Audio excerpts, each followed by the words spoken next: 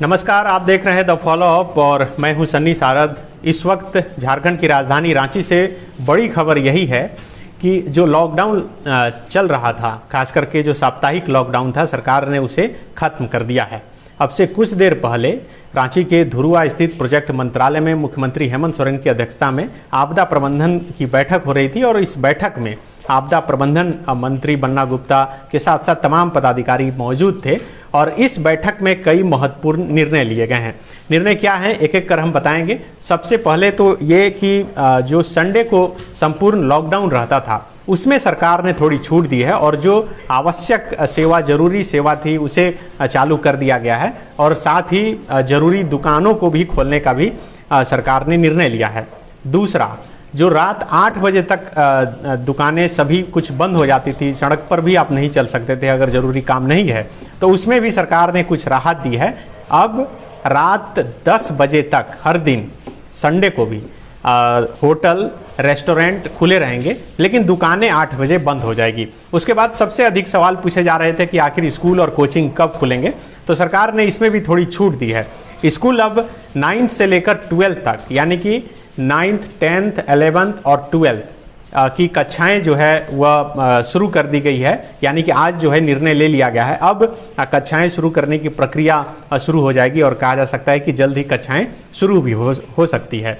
दूसरा, कोचिंग संस्थान को लेकर भी लगातार ये सवाल पूछा जा रहा था कि आखिर वे कब खुलेंगे। सरकार ने कोचिंग संस्थान भी खोलने का भी निर्णय ले लिया है, लेकिन उसमें सरकार ने कुछ शर्तें रखी है। पहली शर्त तो ये है कि 18 साल से ऊपर उम्र के छात्रों के लिए जो भी कोचिंग संस्थाएं हैं, वे कोचिंग संस्थाएं खोलने का सरकार ने निर्णय लिया है और वह खुल जाएगी। लेकिन उसमें एक शर्त और रखा गया है कि कोचिंग संस्थान वैसे जो एसी कमरे में चलते थे, जिन कोचिंग संस्थान में एसी चला करते थे, वो एसी नहीं चलेंगे, यानी कि एसी कमरे में ये कक्षाएं नहीं चलेगी। इसके अलावा कई और निर्णय लिया गया है। अंतर्राज्यीय बस चलाने का भी सरकार ने निर्णय लिया है। आपको पता होगा कि अभी तक जो बसें चलती थी वह झारखंड के अंदर ही बसें चलती थी। अब एक राज्य से दूसरे राज्य, यानी कि बिहार अगर जो बसें जाना होता था तो बॉर्डर से पहले वो बस से रुक जाती थी और उसके बाद बॉर्डर मतलब कि बसों से उतर कर आदमी को फिर बॉर्डर क्रॉस करके दूसरे बस पर सवार होना पड़ता था। अगर यहाँ से पटना जाना है तो फिर 2 बस बदल कर लोग को पटना जाना पड़ता था, लेकिन अब अंतर्राज्यीय बस भी सेवा शुरू कर दी गई है। इसके अलावे कई और निर्णय लिए हैं सरकार ने, जिसमें कि स्किल डेवलपमेंट को लेकर जो भी सरकार के तरफ से योजनाएं चल रही है या फिर लोगों को जो के स्किल को डेवलप करने की जो कार्यक्रम है, वो सभी चलने की मंजूरी सरकार की तरफ से मिल गई है। इसके अलावे जो एग्ज़ाम है, चाहे वो राज्य स्तरीय हो या फिर राष्ट्रीय स्तर का, उन तमाम एग्ज़ाम को भी फिलहाल स्थगित कर दिया गया था। आपको पता होगा कि जेपीएससी का एग्ज़ाम इसी कोरोना संकट के कारण स्थगित किया गया था, लेकिन अब सरकार ने निर्णय लिया है कि राज्य स्तरीय और राष्ट्रीय स्तरीय दोनों एग्जाम अब लिए जाएंगे। अब से कुछ देर पहले, अब से करीब 5 मिनट पहले जो आपदा प्रबंधन की बैठक खत्म हुई है, उसमें यह निर्णय लिया गया है। इसके अलावा शादी समारोह में जो पहले 20 की संख्या सीमित थी, उसके बाद बढ़ाकर 50 किया गया था, उसे बढ़ाते हुए अब 100 कर दिया गया है। यानी कि शादी समारोह में अब 100 लोग जमा हो सकते हैं। कोरोना गाइडलाइन के अनुसार अगर 100 लोग के अंदर जमा होकर आप शादी करते हैं तो उन पर कोई कार्रवाई नहीं होगी। ये निर्णय आपदा प्रबंधन विभाग की बैठक में लिया गया है। इसके अलावे जो अब से कुछ देर पहले हम बता रहे थे कि कोचिंग संस्थान खोलने का सरकार ने जो निर्णय लिया है, उसमें यह अनिवार्यता किया गया है कि एक तो है कि 18 वर्ष से ऊपर के जो छात्र हैं वही उन्हीं के लिए कोचिंग संस्थान खुलेंगे। दूसरा ये शर्त था कि एसी उस कमरे में नहीं चलेगी और तीसरा ये शर्त है कि टीकाकरण अनिवार्य मतलब जरूरी रहेगा। 18 वर्ष से ऊपर के सभी लोगों को जिस तरह से टीका लग रहा है, टीकाकरण अभियान लगातार चालू हो रहा है, तो कोचिंग संस्थान में वही लोग शामिल हो सकेंगे, कोचिंग में वही पढ़ने पहुंचेंगे जो टीका लगा कर पहुंचेंगे। इसके अलावा मंदिर और जो भी धार्मिक संस्थाएं हैं वो पहले की तरह अभी सरकार ने बंद रखने का निर्णय लिया है। प्रार्थना सभा और जो भी तमाम तरह के जुलूस और तमाम तरह के प्रदर्शन थे उसे अभी फिलहाल बंद रखने का ही निर्णय लिया है। यानी कि पहले से जो सरकार का निर्णय था, सरकार की तरफ से जो गाइडलाइन जारी की गई थी, उसी गाइडलाइन का अनुपालन इसमें होगा। एक बार फिर से जो दर्शक अभी जुड़े हैं हमारे साथ लाइव इस सेशन में, उन्हें हम बता दें कि आपदा प्रबंधन विभाग की बैठक अब से कुछ ही देर पहले खत्म हुई है। मुख्यमंत्री हेमंत सोरेन की अध्यक्षता में यह बैठक चल रही थी। इस बैठक में निर्णय लिया गया है कि जो साप्ताहिक लॉकडाउन था, यानी कि रविवार को संपूर्ण लॉकडाउन जिस तरह से रहता था, उसमें सरकार ने कुछ छूट दी है और उसे अनलॉक एक तरह से कर दिया गया है। उसमें जो जरूरी सेवा हैं वो तो खुली रहेंगी, इसके अलावे जरूरी दुकानों को भी खोलने का निर्णय लिया गया है। होटल रेस्टोरेंट को भी खोलने का निर्णय लिया गया है। इसके अलावे हर दिन रात 8 बजे के बाद सभी दुकानें जो बंद हो जाती थी, उसमें भी सरकार ने करीब 2 घंटे का छूट दिया है। अब रात 10 बजे तक होटल और रेस्टोरेंट खोलने का सरकार ने निर्णय लिया है। इसके अलावे स्कूल को लेकर सरकार ने निर्णय लिया है कि 9वीं से लेकर 12वीं तक की कक्षाएं अब शुरू हो जाएगी। 9वीं, 10वीं, 11वीं और 12वीं की कक्षाएं अब चालू हो जाएगी। उससे पहले जो कोरोना की गाइडलाइन है और सैनिटाइजेशन और तमाम तरह की जो प्रक्रिया है, उसे पूरा करने का सरकार ने शर्त रखा है। उस शर्त के आधार पर स्कूलें खोल दी जाएगी। इसके अलावा परीक्षाएं जो है वह चाहे वो राज्य स्तर की हो या फिर राष्ट्रीय स्तर की, दोनों परीक्षाएं आयोजित करने का सरकार ने निर्णय लिया है। अब एग्जाम हो सकते हैं, यानी कि जेपीएससी और जिस तरह से सरकार ने यह घोषणा किया था मुख्यमंत्री हेमंत सोरेन ने करीब 1 महीने पहले कि तमाम विभागों के साथ के पदाधिकारियों के साथ बैठक करने के बाद उन्होंने यह ट्वीट करते हुए यह जानकारी दी थी कि जल्द ही तमाम विभागों से वैकेंसी निकाली जाएगी और उसके बाद परीक्षाओं का जो है आयोजन होगा। तो अब वैसे ही युवा जो इस इंतजार में है कि जिस तरह से सरकार घोषणा करती रही है कि यह नियुक्ति वर्ष है, तो इस नियुक्ति वर्ष में अब परीक्षाएं भी होगी। वे परीक्षाएं नौकरी के लिए भी परीक्षाएं और जो साधारण परीक्षाएं होती है वो भी परीक्षाएं आयोजित होगी। इसके अलावा यूजी और पीजी के एग्ज़ाम कंडक्ट करने का भी सरकार ने निर्देश दिया है। यानी कि आज की जो बैठक हुई है आपदा प्रबंधन विभाग की, उसमें यह सहमति बनी है और इस पर सरकार ने निर्णय लिया है। अंतर्राज्यीय बस चलाने का भी सरकार ने निर्णय लिया है। अब आपको आने जाने में कोई असुविधा नहीं होगी। ये तो जानकारी आपको पहले से होगी कि जो पासेस बनवाने पड़ते थे एक जिला से दूसरे जिला जाने में, वो पहले ही नियम खत्म हो चुके हैं, तो इस पर कोई निर्णय नहीं लिया गया है। लेकिन हाँ, फिलहाल अभी ये निर्णय है कि बाहर के राज्य से जो लोग आते हैं तो उन्हें एक बाकायदा पास बनवा कर एंट्री करना पड़ता है और पूरा डिटेल सरकार को देना पड़ता है, जो वेबसाइट बनी हुई है। इसके अलावे धार्मिक संस्थाएं सभी बंद रहेगी। प्रार्थना, जुलूस और जो प्रदर्शन है, इस पर पूर्ण रूप से सरकार की तरफ से जो रोक पहले से लगाई गई थी वह रोक अब भी है। इसके अलावा जो कोचिंग संस्थान खोलने का सरकार ने निर्णय लिया है, उसमें ये शर्त रखा गया है कि 18 वर्ष से ऊपर के उम्र के लोगों के लिए जो कोचिंग संस्थाएं हैं उसे फिलहाल खोलने का सरकार ने निर्णय लिया है। इसका मतलब ये है कि इंटर के बाद का, यानी कि ग्रेजुएशन के लेवल का जो भी कोचिंग संस्थाएं हैं, अगर जेपीएससी का या फिर कंपटीशन की तैयारी करने के जो कोचिंग संस्थान हैं, वे कोचिंग संस्थान खोलने का सरकार ने निर्णय लिया है और वे कोचिंग संस्थाएं खोल दी जाएगी। लेकिन इसमें ये शर्त रखा गया है कि उन कक्षाओं में एसी नहीं चलेंगे और दूसरा कि जो भी छात्र कक्षाएं में पहुंचेंगे वो टीका लेकर ही पहुंचेंगे। यानी कि जिस तरह से टीकाकरण का अभियान सरकार की तरफ से चलाया जा रहा है, तो इसी के बहाने इसे भी और सफल बनाने का एक प्रयास कहा जा सकता है कि सरकार की तरफ से की गई है। तो ये अब तक की बैठक में जो बातें निकल कर सामने आई है वह हम आपके सामने रख रहे हैं। साथ ही यूजी और पीजी, अंडर ग्रेजुएट और पोस्ट ग्रेजुएट के जो एग्ज़ाम हैं फाइनल ईयर के, वे कक्षा भी आयोजित होंगे। यानी कि जिस तरह से 9वीं से लेकर 12वीं तक हम बता रहे थे, और ये यूजी और पीजी के कक्षाएं आयोजित करने का भी सरकार ने निर्णय लिया है। इसके अलावा एक और महत्वपूर्ण सरकार ने निर्णय लिया है कि जो प्राइवेट और गवर्नमेंट सेक्टर में काम करने वाले लोगों के लिए जो 50% क्षमता के साथ काम करने का सरकार ने यह निर्देश दिया था कि अगर आपके यहाँ करीब 100 एम्प्लॉय हैं तो आप सिर्फ 50 एम्प्लॉय के साथ ही काम कर सकते हैं, चाहे वो सरकारी दफ्तर हो या फिर प्राइवेट दफ्तर हो। और अब सरकार ने निर्णय लिया है कि वो 100% के साथ होगा। यानी कि आपके ऑफिस में अगर 10 लोग काम करते हैं तो आप 10 लोगों के साथ काम कर सकते हैं। सचिवालय में भी ऐसा देखा गया था कि जितने एम्प्लॉय हैं उसका आधा कर दिया गया था और रोस्टर में कर्मचारी विभाग में काम करते थे।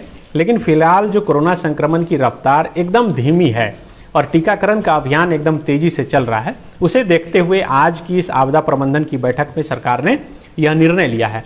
तो ये अपडेट अभी तुरंत सबसे पहले द फॉलोअप आपको दे रहा है कि आपदा प्रबंधन विभाग की आज की बैठक में क्या कुछ निर्णय लिया। हम उम्मीद करते हैं कि तमाम अपडेट सबसे पहले हमने आप तक पहुंचाई होगी और अगर आपको अच्छा लगे तो इस वीडियो को ज़रूर शेयर करें, लाइक करें और कमेंट करें। लेकिन उससे पहले हम एक बार देख लेते हैं कि अगर किसी का कोई सवाल आया हो तो हम कोशिश करेंगे कि उनके जवाब भी हम दे सकें। तो हम देखते हैं कि आखिर कौन कौन से सवाल आए हैं। तो देखिए, ये सवाल आया कि रविवार को किराना दुकान खुलेगी या नहीं। ये सोनू गुप्ता जी ने सवाल पूछा है। तो देखिए, सरकार ने जो अभी निर्णय लिया है उसके हिसाब से बताया है कि होटल रेस्टोरेंट खोलने का सरकार ने निर्णय लिया है रविवार को। अब इस पर और अपडेट क्या कुछ गाइडलाइन आता है, अगर कुछ आता है। हालांकि ये सरकार ने ज़रूर बताया कि जो ज़रूरी सामान के दुकानें हैं वह खुली रहेंगी। अब मुझे लगता है कि किराना दुकान ज़रूरी सामान के दुकान की लिस्ट में ही आता है और इसलिए किराना दुकान रविवार को खुली रहेगी। लेकिन इसमें है कि 8 बजे तक ही खुली रहेगी, क्योंकि 10 बजे तक सिर्फ होटल और रेस्टोरेंट को उस कैटेगरी में रखा गया है। इसके अलावे रोशन कुमार साहनी जी पूछ रहे हैं कि बस कब से चालू होगा पटना के लिए। तो देखिए, आज की जो बैठक है उसमें यह निर्णय ले लिया गया है। अब मुझे लगता है कि कल से ही बस की सेवा जो है वह शुरू हो जाएगी। अंकित रॉय जी पूछ रहे हैं कि कोचिंग कब ओपन होगा। तो देखिए, कोचिंग खोलने का सरकार ने आज निर्णय ले लिया है और अब से कुछ ही देर बाद एक गाइडलाइन भी जारी कर दी जाएगी। लेकिन उसमें कुछ शर्त रखे गए हैं, जैसे कि 18 वर्ष से ऊपर उम्र के लोगों के लिए जो कोचिंग है वे कोचिंग संस्थान खोले जाएंगे। और उसमें सिर्फ शर्त ये है कि एक तो है कि एसी कक्षा में वो एसी कमरे में वो कक्षाएं नहीं चलेगी, और दूसरा कि जो लोग भी क्लासेस में आएंगे, कोचिंग में आएंगे, वे टीका लगा कर आएंगे। आदित्य राज पूछ रहे हैं कि वेबसाइट पर अपडेट कीजिए। बिल्कुल, वेबसाइट पर अपडेट हो रहा है, आपको थोड़ी ही देर में खबर मिल जाएगी। अच्छा लगता है कि जब इतने जागरूक दर्शक हमारे रहते हैं जो वीडियो के साथ साथ वेबसाइट पर भी पढ़ना चाहते हैं, क्योंकि वो पढ़ सकते हैं और बारीकी से पढ़कर समझ सकते हैं कि आखिर क्या कुछ हो। हम कोशिश कर रहे हैं कि आपको समझाएं और बताएं भी उसी तरह। राहुल कुमार पूछ रहे हैं कि प्राइवेट वाले को वैक्सीनेशन लगाना है। बिल्कुल, वैक्सीनेशन तो सबको लगाना है। ये तो टीकाकरण अभियान चल रहा है देश स्तर पर।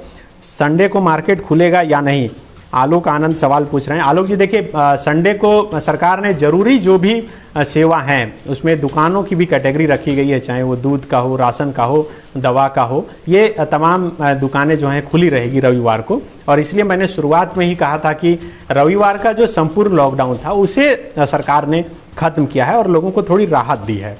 नवल किशोर पूछ रहे हैं कि कोचिंग खुलेगा कि नहीं। तो कोचिंग को लेकर ज़्यादा सवाल आ रहे हैं, इसलिए हम एक बार फिर बता दें कि सरकार ने यह निर्णय लिया है कि 18 साल से अधिक के उम्र के लोगों के लिए जो कोचिंग है उसे खोलने का निर्णय लिया है और वे खुल जाएंगे, लेकिन कुछ शर्त के साथ। इसके अलावे आबिद जी पूछ रहे हैं कि संडे को सभी दुकानें खुले। अब बिल्कुल, देखिए, अब मुझे लगता है कि अगली जब बैठक होगी तो उसमें सरकार ये निर्णय लेगी, लेकिन फिलहाल जो निर्णय लिया गया है वह हम बता रहे हैं। विवेक चौरसिया पूछ रहे हैं कि जेएसएससी का एग्ज़ाम जेएसएससी कब होगा। मुझे लगता है कि ये पूछ रहे हैं कि एग्ज़ाम कब होगा। अब देखिए, एग्ज़ाम लेने का भी सरकार ने यह निर्देश, यानी कि आज की बैठक में यह सहमति बन गई है कि अब राज्य स्तरीय और राष्ट्रीय स्तरीय जो परीक्षाएं हैं वह आयोजित होंगी। वीरेंद्र कुमार पूछ रहे हैं कि लोकल ट्रेन चलेगा कि नहीं। लोकल ट्रेन तो चल ही रही है, देवघर दुमका इंटरसिटी झारखंड के लिहाज से देखें तो कई ट्रेनें चल रही है। कोचिंग को लेकर सवाल आ रहा है, मुझे लगता है कि उनको जवाब जरूर मिल गया होगा। राहुल चौधरी पूछ रहे हैं कि बिल्डिंग मटेरियल खुली रहेगी या नहीं।